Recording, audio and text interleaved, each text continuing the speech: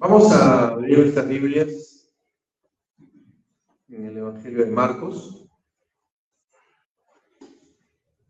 y vamos a leer el capítulo 15. El capítulo 15 de Marcos, todo el capítulo vamos a leer, ¿no? Ya estamos casi a las finales del libro. Prestemos atención a la palabra. Es un capítulo, una lectura un poco larga, entonces, para que no se cansen de mi voz, le he pedido a Patti que nos ayude con la lectura y vamos a leer juntos el texto. Buenos días, hermanos. Muy de mañana los jefes de los sacerdotes, con los líderes religiosos, los maestros de la ley y el consejo en pleno, llegaron a una decisión.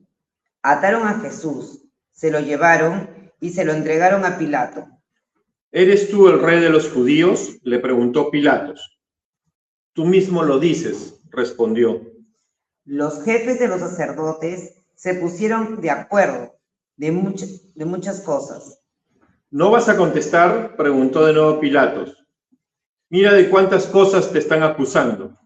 Pero Jesús ni aun con eso contestó nada, de modo que Pilato se quedó asombrado. Ahora bien, durante la fiesta él acostumbraba a soltar a un preso, el que la gente pidiera. Y resulta que un hombre llamado Barrabás estaba encarcelado con los rebeldes condenados por haber cometido homicidio en una rebelión. Subió la multitud y pidió a Pilato que le concediera lo que acostumbraba. ¿Quieren que suelte al rey de los judíos?, respondió Pilato. Porque se daba cuenta de que los jefes de los sacerdotes habían entregado a Jesús por envidia. Pero los jefes de los sacerdotes iniciaron a la multitud para que Pilato soltara más bien a Barrabás. ¿Y qué voy a hacer con el que ustedes llaman el rey de los judíos?, preguntó Pilato. Crucificadlo, gritaron. Pilato les preguntó, ¿por qué? ¿Qué crimen ha cometido? Pero ellos gritaban aún más fuerte, crucifícalo. Como quería satisfacer a la multitud, Pilato soltó a Barrabás. A Jesús lo mandó a azotar y lo entregó para que lo crucificaran. Los soldados llevaron a Jesús al interior del palacio, es decir, al pretorio, y reunieron a toda la tropa. Le pusieron un manto color púrpura, luego trenzaron una corona de espinas y se la colocaron. ¡Viva el rey de los judíos!, lo aclamaban. Lo golpeaban en la cabeza con una vara y lo escupían doblando la rodilla. Le rendían homenaje. Después de burlarse de él, le quitaron el manto color púrpura, le pusieron su propia ropa y se lo llevaron para crucificarlo.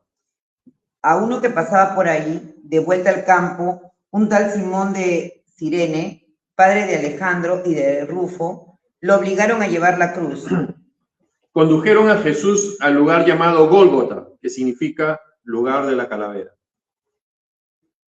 Le dieron vino mezclado con mirra, pero no lo tomó. Y lo crucificaron. Repartieron su ropa, echando suertes para ver qué le tocaría a cada uno. Eran las 9 de la mañana cuando lo crucificaron.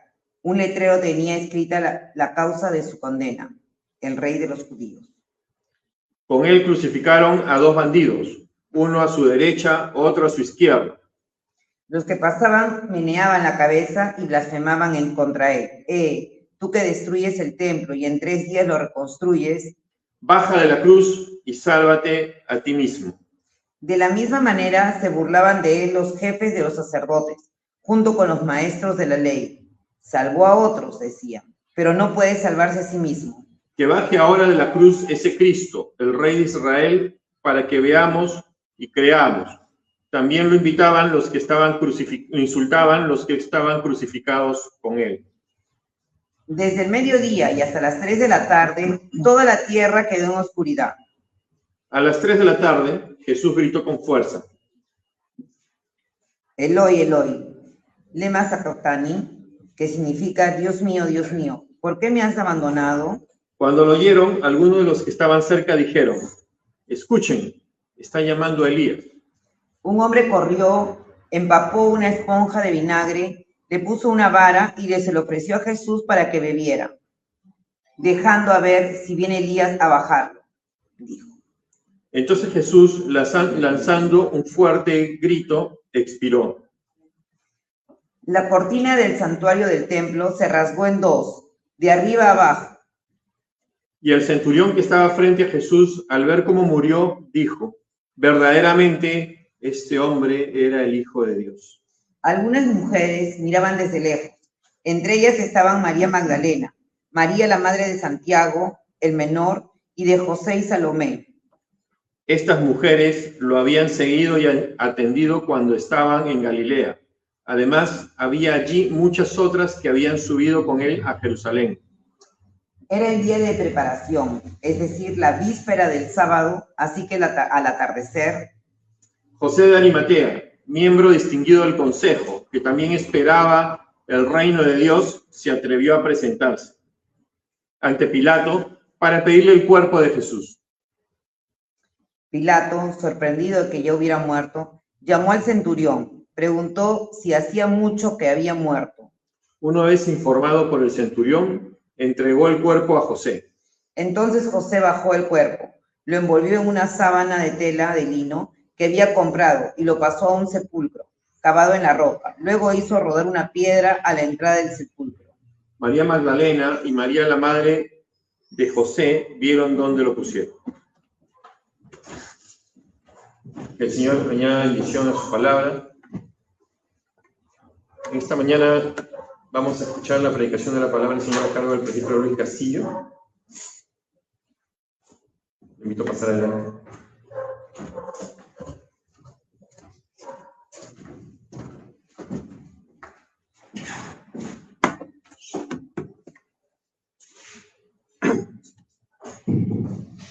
Buenos días, hermanos. Buenos días a todos los que nos siguen también a través del Facebook. Vamos a tener un momento breve de oración. Les invito a seguirme, a prestar atención. Bendito Señor, gracias Señor por este tiempo que nos permites acercarnos a escuchar de tu palabra. Sabemos que tú eres quien nos habla a través de ella y también guía y ablanda nuestra mente, nuestros corazones para recibirlas. Bendito Dios, aleja de nosotros todo tipo de distracción también para escuchar esa palabra tuya que no cambia a través del tiempo. En el nombre de tu Hijo Jesús oramos. Amén. Bien, hermanos. Quisiera comenzar haciéndoles de repente alguna pregunta para que pensemos, ¿no? Aunque no se trata de nosotros, pero quizás pensemos si hemos sido humillados o hemos visto humillación a nuestro alrededor, ¿no? Y pensemos cuáles son las consecuencias normalmente que causa esa humillación, ¿no? A veces rencor, a veces daña también internamente a la persona y podríamos seguir, ¿no? Pero vamos por otro camino.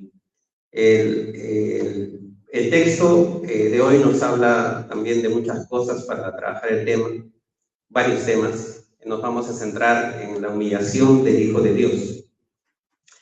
Imaginemos por un momento, a ver, que en las noticias de hoy, así, no sé, a través de la computadora, de la televisión, se anuncia lo siguiente, ¿no?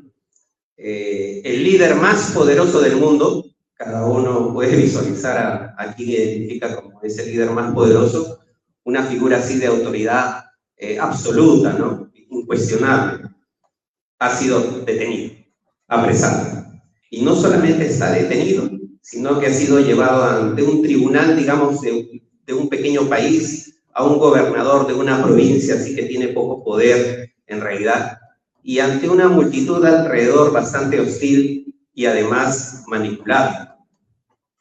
Lo más fuerte de esta escena que describen los periodistas es que este líder todopoderoso, digamos, conocido por su sabiduría, milagros y fuerzas, si quieren, ahora está ahí de pie, en silencio, mientras le acusan de todo tipo de crímenes, ¿no? Los más horribles que puedan imaginar, pero sin fundamento. Y ese líder, digamos, que no se detiene, no usa su poder para silenciar a los que le están acusando ni para escapar. Y permite además que le escupan, lo golpeen, lo vistan de harapos, de burla, asumiendo pues, la forma de un criminal común. El mundo mira, ¿no?, a través de las pantallas así, incrédulo, digamos, y se pregunta, ¿por qué permite esto? ¿Dónde está su ejército? ¿Dónde está su gloria? Y la respuesta es un tremendo silencio que revela otra verdad, ¿no?, que vamos a ir viendo ahora, digamos, por amor. Él ha cedido todos sus derechos y se ha despojado de su gloria para tomar la forma de siervo, digamos, ¿no?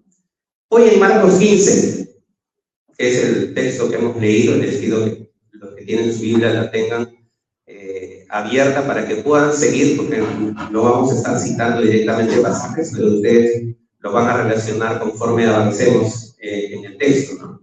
Ahí nos encontramos con una escena similar a lo que les he narrado, pero más asombrosa todavía y también más desgarradora, ¿no? Porque no se trata del líder de una gran nación, sino del Hijo de Dios, ¿verdad? El creador de todo lo que existe, quien es llevado al banquillo de los acusados. Nos encontramos, ya hemos visto en el relato ya de la crucifixión. Y la crucifixión es un acontecimiento que, humanamente hablando, parecería ser la mayor derrota posible, ¿verdad?, en apariencia. Sin embargo, a la luz de las Escrituras, entendemos que este es el momento supremo, ¿no?, el punto culminante, el clímax, ¿de qué? De la soberanía de Dios y de la demostración también manifestada de su gracia inmerecida hacia nosotros. Cristo no fue, como vamos a ir viendo, una víctima impotente, ¿no? Él se entregó voluntariamente, ¿verdad? ¿Y por qué? Por un pacto eterno también, cumpliendo la voluntad del Padre, ¿no? ¿Qué dice Juan 10:18? Juan 10:18 dice, nadie me la quita, sino yo de mí mismo la pongo. Tengo poder para ponerla y tengo poder para volverla a tomar. Este mandamiento recibí de mi Padre. Y aquí en este texto que hemos leído, contemplamos el punto así, más bajo, digamos, de su humillación, pero que es al mismo tiempo el inicio de su gloria, y de nuestra salvación. Entonces vamos a ir viendo, por ejemplo, en los primeros 15 versos, del 1 al 15, en el que Jesús es humillado ante los hombres, ¿no? Y el pasaje lo conocemos, porque lo hemos leído y lo hemos visto también de alguna manera reflejado en las películas que acostumbramos ver a veces en Semana Santa, ¿verdad? Jesús, el santo y el justo, es llevado ante Pilato. Y es acusado, vemos ahí en los versos, con mentiras, ¿no?, por los líderes religiosos. Incluso no hay consenso, no hay uniformidad en lo que le acusan, ¿no? Todo el consejo, dice, todo el consejo estaba ahí desde temprano, pero con un propósito malvado, ¿no? Cuánta diligencia, ¿no?, en reunirse así de tempranamente, madrugadoramente para este tipo de propósitos. Y aquí un paréntesis, ¿no? También es una confrontación esta parte, para no olvidarme, y no olvidemos que también para nosotros el interceder desde temprano y servir con diligencia es un llamado, porque hay alguien que no descansa también en cuanto a estar oponiéndose a la voluntad de Dios. En el texto paralelo en Juan 18:28, vemos que los fariseos no entraron al pretorio. ¿Por qué no entraron al pretorio? ¿Una idea de por qué no entraron? Para no contaminarse, para poder comer la Pascua, para poder participar de la Pascua.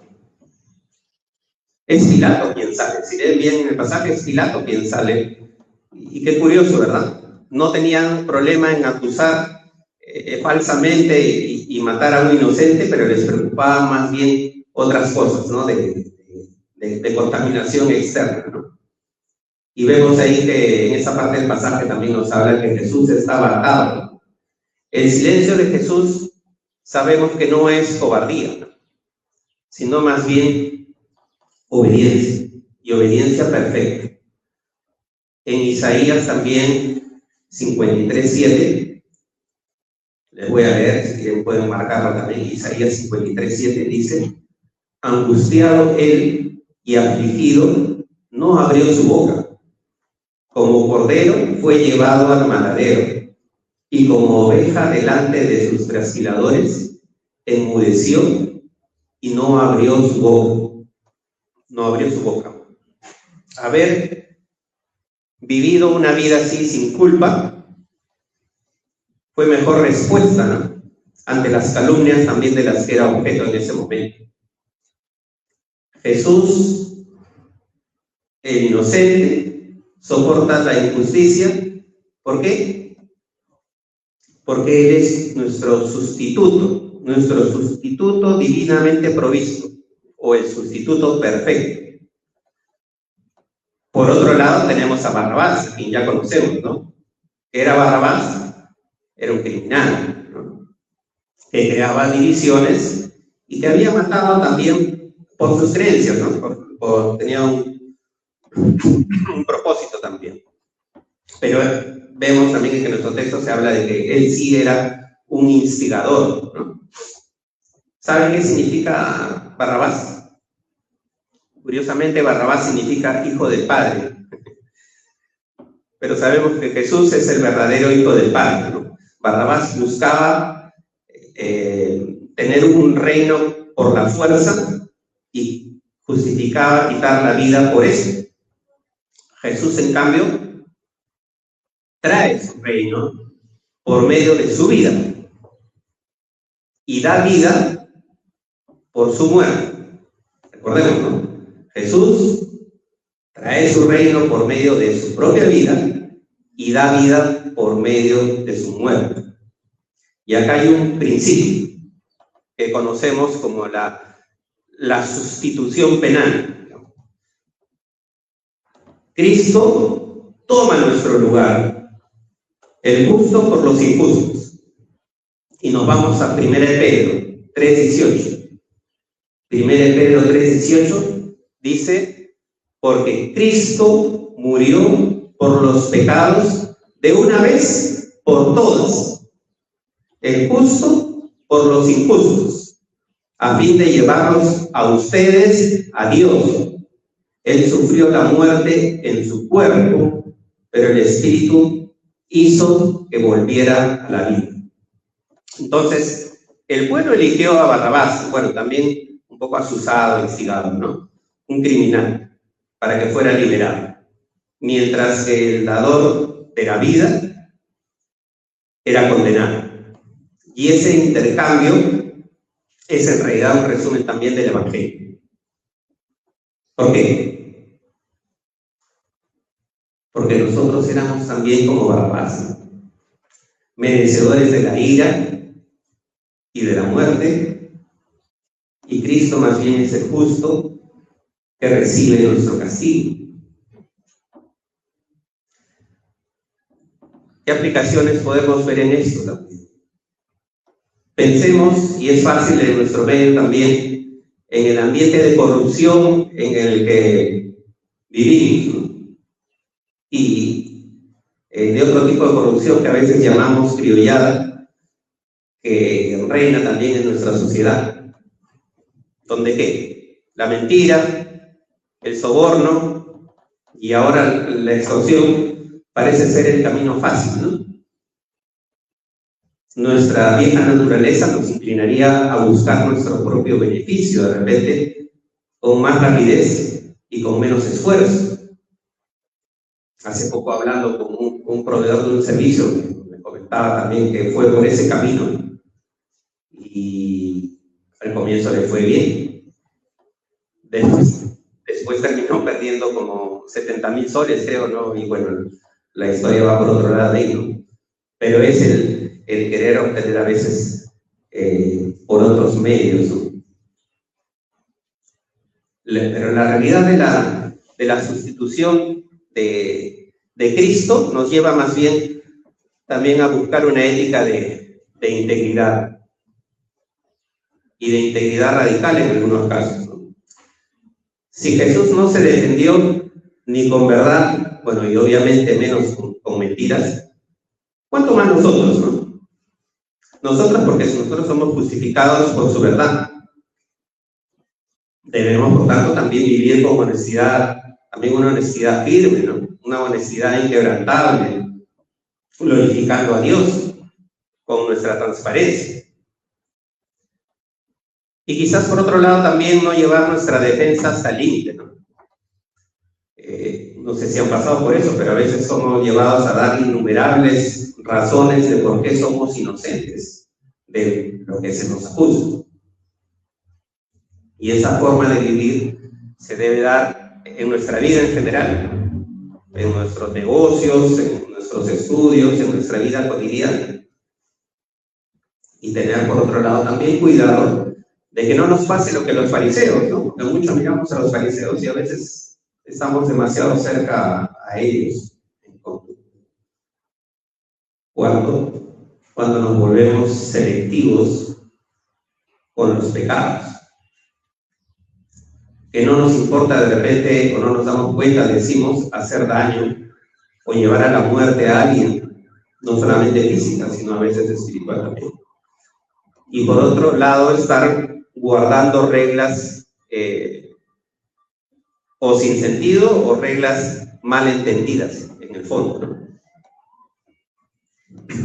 Luego del verso 16 al 20, vamos viendo ahí cómo Jesús es humillado en el escarnio, ¿no? Escarnio. No es una palabra que muy común ahora, ¿no? Pero no sé si entendemos qué significa escarnio.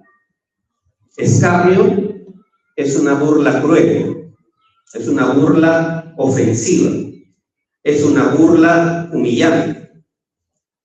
Hecha esa burla con la intención de afrentar, de mortificar, de herir, de deshonrar a alguien, tratándolo con desprecio y ridiculizándolo, ¿no? Públicamente mediante acciones o injurias graves. ¿Con qué intención? Con la intención de degradar a alguien, ¿no? Aquí en los versos del 16 al 20 vemos cómo los soldados romanos lo trataron con crueldad. Jesús fue azotado. El azote con el que Jesús fue azotado se llamaba flagelum y era un látigo que usaba toda clase de objetos cortantes y desgarradores, ¿no? Puntiagudos, digamos, con cueros o con huesos también. Y estaba en manos de soldados que, de lo que leemos del pasaje, también no tenían piedad. Y un soldado no era precisamente una persona debilucha, ¿no? Un soldado romano. Los debiluchos, tiempos de guerra, eran los primeros que se iban, los que quedaban eran los fuertes. En medio de esa situación, ante los soldados también fue vitoreado, pero fue vitoreado con burla. Lo golpearon en la cabeza, dice el texto. Lo escupían. Le hacían reverencias, lo desnudaron, lo vistieron con un manto viejo color púrpura, que probablemente era la capa del uniforme de los soldados romanos. Le pusieron también, vemos, una corona de espinas y se burlaron. Decían, salve rey de los judíos. Pero sin saberlo, y qué curioso también, proclamaban una verdad más profunda, ¿no? Él es el rey. Era lo que estaban diciendo, pero no lo entendían así. Y aquí vemos nuevamente otro principio. La soberanía total de Dios. Porque cada burla, cada espina, Cada golpe también está bajo el control providencial y soberano de Dios para llevar a cabo su plan eterno. Hay un plan. La cruz es su trono, las espinas su corona. Y sabemos que su reino no es de este mundo, ¿no? El creyente, los cristianos, seguimos a un rey humilde y obediente, no a un líder que busca poder terrenal. ¿Qué enseñanza sacamos para nosotros también un efecto práctico? Por ejemplo, en nuestra iglesia local podemos tener diferencias, quizás de opinión, sobre cómo servir mejor a la comunidad, internamente, aquí al interior, qué música usar en la adoración. La tentación en medio de las diferencias es también buscar a veces nuestro propio trono de razón, el trono de nuestra razón o el trono de nuestra preferencia, ¿no? La humillación de Cristo nos enseña a servirnos más bien unos a otros con humildad, reconociendo también que todos somos siervos del mismo Rey. Un gobierno interno sano en las diferentes áreas de nuestra iglesia también nos lleva a guiar, a hablar, a pastorear con mansedumbre, reflejando ese principio que vemos aquí. ¿Evitando qué? Evitando, por ejemplo, el autoritarismo y fomentando más bien el respeto mutuo. No importa el nivel o grado de aprendizaje y de cercanía que vamos alcanzando en ese camino hacia la santidad, sabiendo que Dios es quien ofrece fidelidad y protección.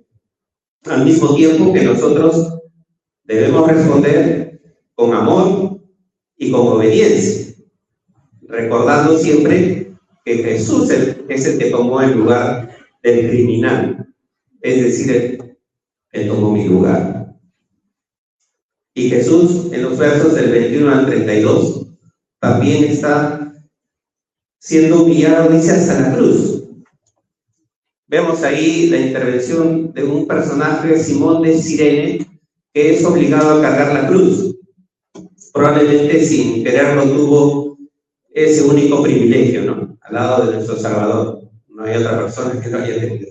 Jesús es crucificado entre burlas y entre malhechores, cumpliendo una profecía también.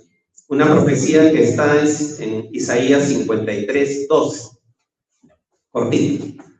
Por tanto, le daré un puesto entre los grandes y repartirá el botín con los fuertes, porque derramó su vida hasta la muerte y fue contado entre los transgresores. Cargó con el pecado de muchos e intercedió por los transgresores en medio de dos ladrones. El Salvador del mundo estaba llevando a cabo la expiación de muchos. Los líderes religiosos, vemos ahí en el texto, ¿qué cosas decían? A otros salvó, ¿no? A otros salvó. Asimismo no puede salvarse. Que descienda de la cruz, dice, ¿no? Para que veamos y creamos. Y muchos queremos ver directamente hoy en día cosas así, ¿no? Para que veamos y creamos. Jesús tenía el poder para hacer lo que ellos estaban diciendo, ¿no? No lo hizo, ¿por qué? Por obediencia, ya hemos dicho, porque era parte del plan, por amor. No respondió a provocaciones ni a tentaciones, porque su reino, nuevamente, su reino es otro. Ya sería entregado para llevar a cabo la salvación más grande. La justicia estaba siendo satisfecha. El principio, la expiación eficaz y la justicia de Dios. El castigo de nuestra paz fue sobre él. Nuevamente, Isaías también nos alumbra bastante en esta parte, 53:15, que dice: la ira justa de Dios contra el pecado es completamente satisfecha por la ofrenda de Cristo. Su obra es suficiente, completa y eficaz para todos los que el Padre le ha dado. El castigo que sufrió Cristo trajo como resultado para nosotros paz con Dios. Gracias a su sufrimiento y a sus heridas es posible la sanación espiritual que tanto necesitamos. Venimos y buscamos mucho en la reunión de oración también sanación física, que también es real. Pero reconocemos en algún momento que somos también necesitados de esa sanación espiritual. Nuestra sociedad está llena de heridas, ¿verdad? Lo vemos. ¿Cómo se ven las heridas? En el resentimiento, por ejemplo, ¿no? Y en la falta de perdón. Resentimiento, falta de perdón, hay una herida que necesita ser sanada. Nosotros como Iglesia de Belén también entendemos que la única base para el perdón real es la cruz de Cristo. Por ejemplo, al interactuar con quien sea, ¿no? Con vecinos, con compañeros de trabajo, con familiares no creyentes, podemos ser también agentes de reconciliación. Y ojo ahí también, manteniéndonos humildes siempre, ¿no? No porque seamos moralmente superiores, sino porque hemos recibido un perdón inmerecido. Podríamos organizar, por ejemplo, qué sé yo, a veces acá quieren usar el local, pero de iniciativa nuestra podríamos organizar, por ejemplo, un evento, ¿no? En nuestra comunidad cultural, deportivo, social, qué sé yo, hasta las películas, donde podamos compartir también nosotros la verdadera satisfacción y justicia que se encuentra solo en Cristo, no en el camino de la venganza o en el camino de la autojustificación. Vamos viendo en los versos del 33 al 41 de Marcos también que la humillación de Cristo también pasa y va hasta el abandono, ¿no? Nos habla ahí de tinieblas, dice, cubren la tierra por 3 horas, desde el mediodía, ¿no? Hasta las 3 de la tarde, digamos, más o menos, que es la hora cuando Jesús entrega su vida. Y Amós 8:9 nos habla y nos dice lo siguiente: acontecerá en aquel día, dice Jehová el Señor, que haré que se ponga el sol al mediodía y cubriré las tinieblas la tierra en el día claro. En Isaías 13, del 9 al 11, nos dice: he aquí el día de Jehová viene, terrible y de indignación y ardor de ira, para convertir la tierra en soledad y raer de ella sus pecadores, por lo cual las estrellas de los cielos y sus luceros no darán su luz, y el sol se oscurecerá al nacer, y la luna no dará su resplandor.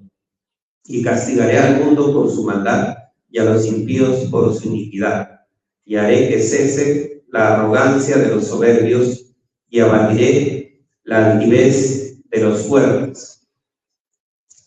Jesús clama, hemos escuchado: Dios mío, ¿por qué me has desamparado? Y nuestro Señor estaba clamando por la separación del Padre, al cargar tanta iniquidad, incluyéndola en nosotros, ¿no? Nuestro Señor estaba en esa situación. Y ese es el misterio de la cruz. El Hijo sufre la separación penal del Padre, cargando la totalidad del pecado del mundo. ¿Qué significa? El pacto ya consumado, ¿no? El Levítico 16, que, bueno, no voy a leer, pero se nos habla del día de expiación. Desde el Antiguo Testamento siempre se apuntó a la muerte de un inocente. Con Adán y Eva, con el cabrito de Isaac, siempre se apuntaba a un justo y perfecto pago por los injustos. Y además, que sin derramamiento de sangre no hay perdón de pecados. Si Cristo murió por nosotros, además de recibir su gracia, ¿qué sigue para nosotros? ¿Qué viene después? Salvación, pero también, mientras estemos aquí, debemos vivir también por Él, ¿no? Y para Él. ¿Entendemos qué es la expiación? La expiación es un acto, ¿no? Es el acto de cubrir o quitar la culpa del pecado. Esa es expiación. Cubrir o quitar la culpa del pecado. Es el pago por la transgresión. ¿Con qué? Con la sangre de Cristo, ¿no? Y acá hay otra palabrita. Mientras que la propiciación es el resultado de esa expiación. Es decir, la propiciación es el resultado que es apaciguar la ira de Dios y más bien restaurar su favor hacia nosotros, cambiando ¿qué? Una situación de enemistad a una situación de benevolencia. Es decir, la expiación es el medio, el sacrificio, el pago, y la propiciación es el efecto, el favor divino obtenido. Entonces también acá hay otro principio. En la propiciación se satisface la ira divina. Cristo recibe la ira que nosotros merecíamos. El resultado glorioso es que vemos ahí que el velo del templo se rasga, ¿no? ¿En qué dirección? ¿En qué dirección se rasga el templo? El velo. De arriba para abajo, ¿no? Bien simbólico. El acceso a Dios lo otorga Dios, queda abierto para siempre. Ahora tenemos acceso directo al Padre a través del único mediador que se nos habla en la palabra, Cristo.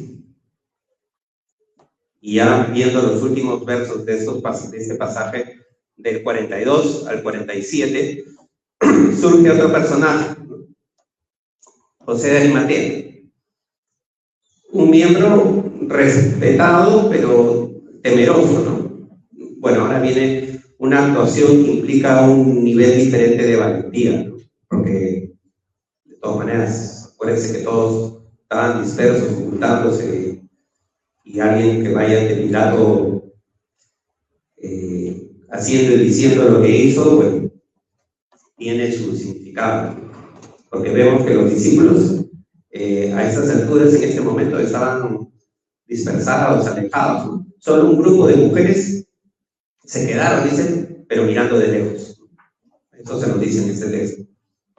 Siempre podemos confiar también en que Dios, en medio de cualquier situación, provee a alguna persona amiga para suplir una necesidad. El Rey de Reyes está descansando en el sepulcro, ¿no? Su muerte fue real.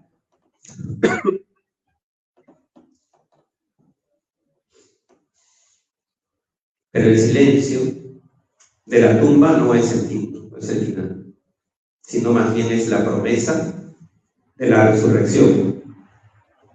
En el verso 45 que leímos ya casi al final, ¿qué cosa hace Pilato, no? Luego de que Pilato comprobara primero, por medio del centurión, se nos dice que Jesús ya había muerto, recién procedió a entregar el cuerpo de Jesús. Y este José, del que se nos habla ahí, al pedir el cuerpo de Jesús, él sí entra al pretorio, ¿no? Al contaminarse en el pretorio, y más iba a tener que estar también al lado de un cuerpo muerto, ya no iba a poder celebrar la Pascua, ¿no? La Pascua como la conocía al menos. No iba a poder. Sin embargo, yo iba a celebrar ahora la verdadera Pascua, una mayor. ¿Qué cosa celebraba la Pascua judía? Recuerden, ¿verdad? ¿Qué cosa celebraba? La liberación de la esclavitud en Egipto. La Pascua para los cristianos es más bien la celebración de la resurrección de Jesucristo al tercer día, ¿no? Luego de la crucifixión. ¿Y qué cosa nos recuerda? Nos recuerda su victoria sobre el pecado y la muerte como Cordero Pascual. Nos trae esperanza de ¿qué? Resurrección, de vida eterna y liberación del pecado. Y en medio de ello está inmerso también aquí otro principio, que es la perseveración de los santos. Aquellos que han sido crucificados por esta obra completa de Cristo están seguros en sus manos. Ni la muerte, ni la tumba, ni nada puede separarnos de su amor. Hermanos, entonces, toda humillación de Cristo, nuevamente, fue voluntaria, fue sustitutoria, fue redentora, fue guiada por la soberanía del Padre. Y Filipenses 2:8-9 lo reafirma también, dice, se humilló a sí mismo, haciéndose obediente hasta la muerte, y muerte de cruz, por lo cual Dios también lo exaltó hasta lo sumo. El Rey Jesús descendió hasta la humillación más profunda, pero también para levantarnos junto con Él hacia la gloria más alta. Nuestra vida cristiana, tanto personal como comunitaria, ahí donde estamos, también debe ser una respuesta de gratitud y de obediencia a ese Rey humillado y exaltado. Hay una proclama ahí que hace un soldado, ¿no? Verdaderamente este hombre era, nosotros añadiríamos verdaderamente este hombre era y es el Hijo de Dios. Por último también, hermanos, recordemos a veces que es necesario dejar de defendernos tanto, ¿no? Cristo, siempre recuerden, no abrió su boca. Tengamos cuidado también con lo que escogemos. Que la gente en algún momento pidió Barrabás. La muerte de Cristo debe marcar siempre un antes y un después en nuestras vidas. Pensemos continuamente en lo que debemos renunciar en nuestras vidas para seguir a Cristo. Y seamos agradecidos, porque la ira de Dios que debió caer sobre nosotros, cayó sobre Jesús. Y fuimos por eso declarados nosotros justos. Agradecidos porque Jesús tomó nuestro lugar en la cruz, ¿no? En la cruz y en la tumba. Recordemos que el precio que pagó Cristo fue tan alto, tan alto, como para que juguemos con eso sin darnos cuenta de repente, y otra vez decir, teniendo una vida doble, ¿no? Cuidado ahí. Así que el llamado es a perseverar en el Señor. Vivamos, como decimos, para su gloria, ¿no? Solo Dios gloria. Siendo luz en nuestra ciudad donde estamos. No por nuestras propias fuerzas, recuerden siempre, nosotros somos débiles para que Él sea fuerte, no para que Él muestre su gloria, sino por el poder del Espíritu, ¿no? También, que nos ha sido dado por su gracia irresistible también, ¿no? ¿Nos podemos poner de pie, hermanos? ¿Sí? Vamos a orar. Bendito Padre Celestial, gracias, Señor, por el sacrificio que hiciste, Señor, en la cruz.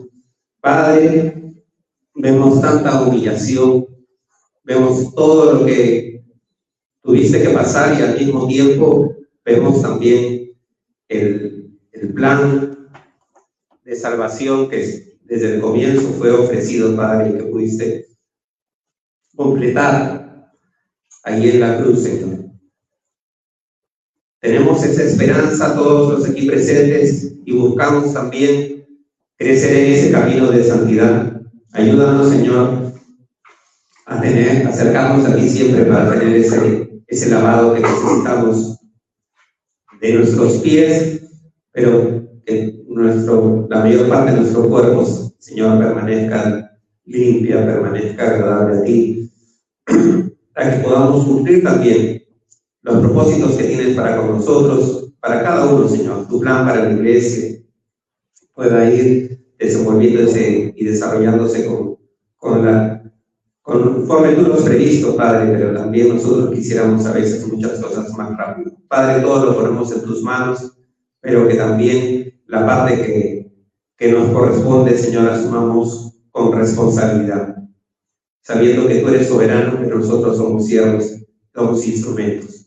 Padre, en que encontremos el equilibrio de tu palabra y de los principios que tú nos muestras en ella, para tener gozo también en el día a día de nuestras vidas, no solamente por nosotros, sino también por el crecimiento de los demás, por la atención también de aquellos que están felices en ti, nos alegramos con ellos, pero también los que tienen aflicción y sufrimiento, y también poder participar, Señor, de su angustia, y transmitir y reflejar esa paz que tú ya nos has dado.